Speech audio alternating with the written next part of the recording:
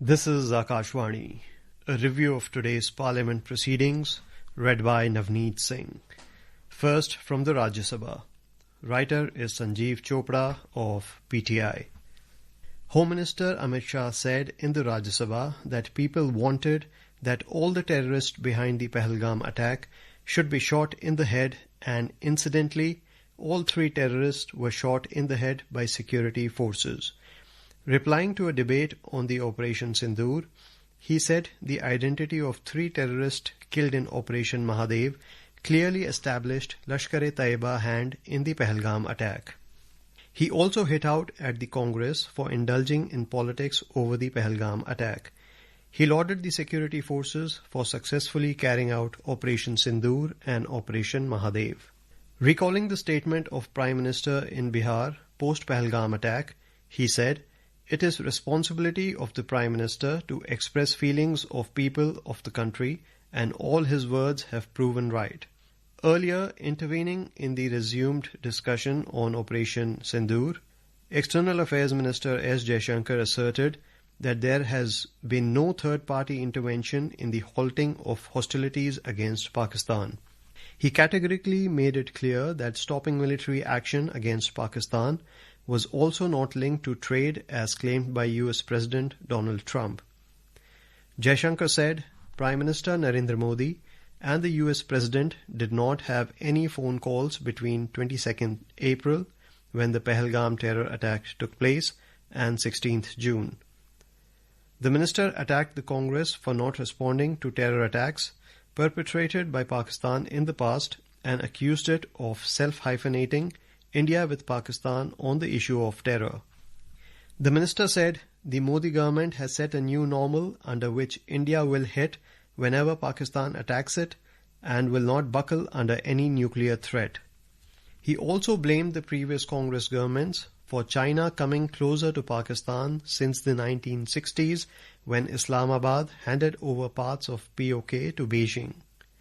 Detailing the events during Operation Sindoor, he said a number of countries were in contact with India, but India gave the message that targets selected and hit on 7th May were known terrorist headquarters and the infrastructure in Pakistan.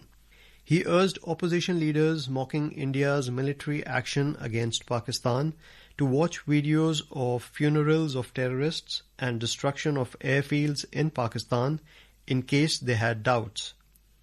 Jaishankar said India had told all that if fighting has to stop, Pakistan must make a request, and that request must come from the channel of Pakistan's DGMO. On 9th May, he said US Vice President J.D. Vance called up the Prime Minister to warn him that in American assessment, a massive Pakistani attack would come in the next few hours. Jaishankar said Prime Minister listened and made it very clear that if anything of that happens, Pakistan would get a fitting and appropriate response from our side. A few hours later, he said, that happened, and a fitting and appropriate response also happened, which disabled the entire Pakistani air defense system and rendered all their airfields inoperative. At this stage, he claimed India started getting calls that Pakistan was ready to stop fighting, but insisted that Pakistani side had to make a request through the DGMO.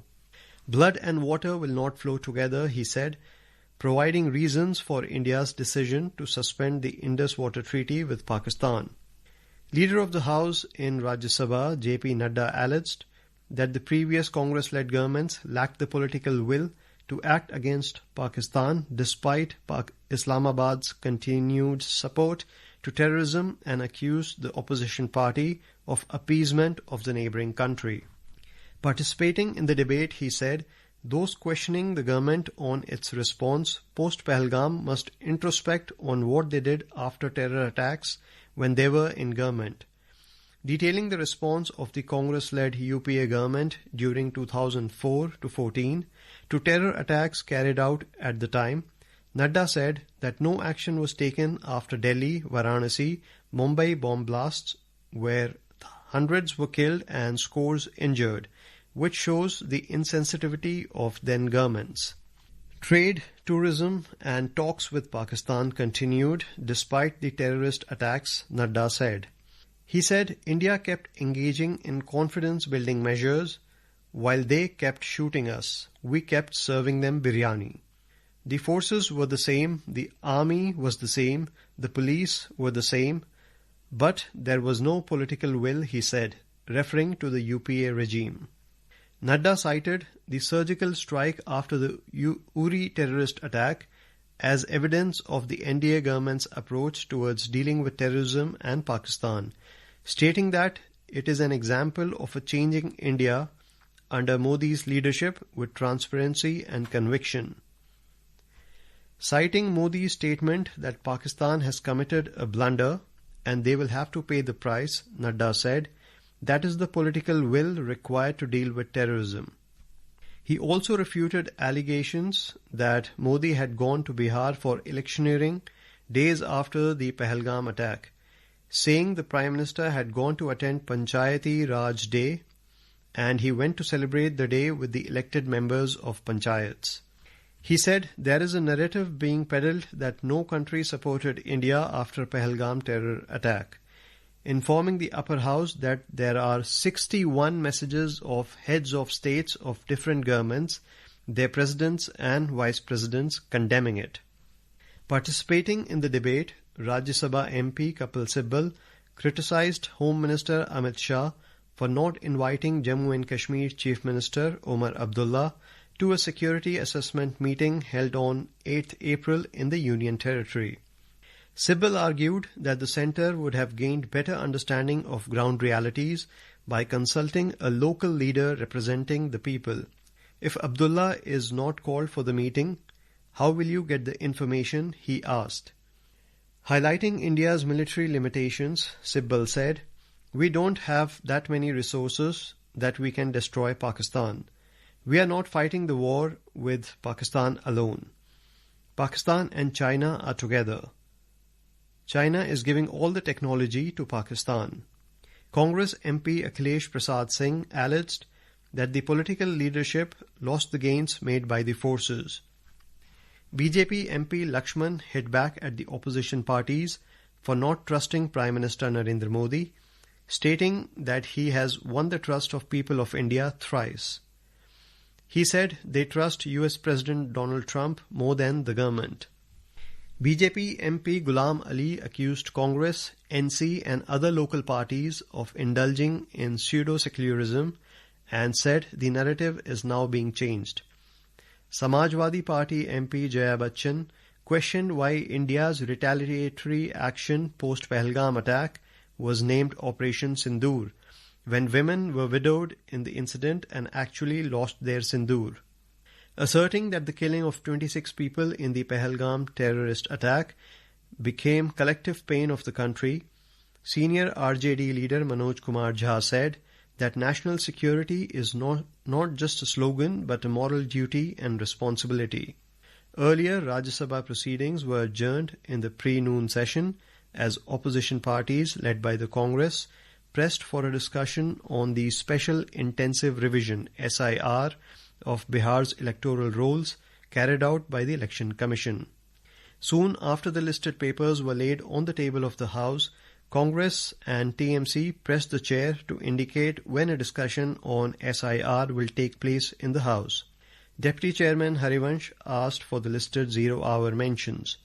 He first ruled that comments by opposition leaders seeking discussion on SIR would not go on record, and shortly thereafter adjourned the proceedings till 12 noon as the unrelenting opposition MPs stood up to press for their demand.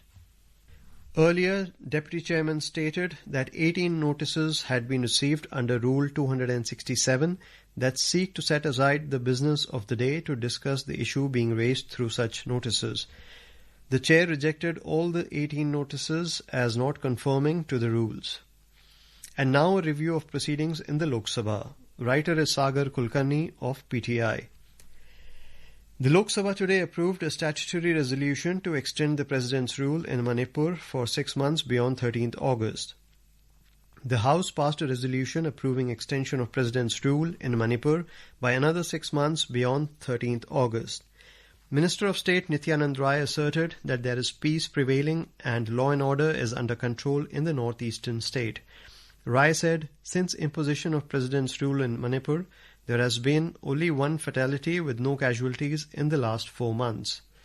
It is important to have President's rule in Manipur for ensuring that peace is established. The minister said that peace was prevailing in Manipur and the law and order situation was also under control. Rai said full efforts were being made to remove differences between the two ethnic communities through dialogue to establish permanent peace. Earlier, Speaker Om Birla said President's rule was imposed in Manipur on 13 February and the House had approved it on 2nd April. If the President's rule has to be extended by another 6 months, the statutory resolution has to be approved by both the Houses of Parliament, Birla said. Initiating the debate, Congress member Anto Antony termed the crisis in Manipur a man-made disaster and alleged it has been caused due to the failure and inefficiency of the government. The Manipur government, instead of protecting its people, worsened the situation by imposing internet shutdowns, curfews and brutal police actions. The government has allowed the situation to spiral into uncontrolled violence and chaos, Antony said. Earlier, BJP member Anurag Thakur claimed in the Lok Sabha during zero hour that the then Prime Minister Indira Gandhi had sought the US intervention to stop the war with Pakistan in 1971.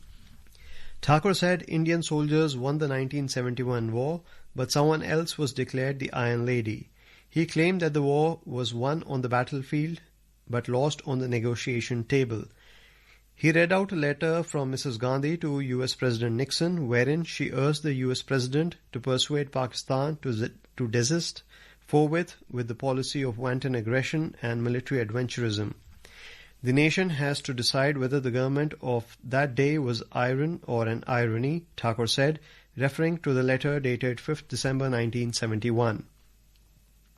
Congress members were on their feet protesting against the reference made by Thakur. Congress member Priyanka Gandhi Vadra urged the centre to waive loans for the flood and landslide victims of a parliamentary constituency of Wayanad and lamented the lack of central assistance in helping the affected people rebuild their lives. Raising the issue during zero hour, Vadra said, hundreds of people lost their lives, 17 families were wiped out and more than 1,600 buildings were destroyed in the landslides and floods. She said it has been a year since the disaster and those affected have not been rehabilitated properly. Some funds were released but they were insufficient and given as loans, which is unprecedented, Vadra said. She urged the central government to consider waiving these loans. SP members accused the Uttar Pradesh government of depriving Dalits and poor children of the right to education by closing and merging state-run schools and instead focusing on opening liquor shops in every village. The Samajwadi Party's Dharmendra Yadav alleged that in Uttar Pradesh 1.26 lakh schools were being closed down while 5,000 were getting merged.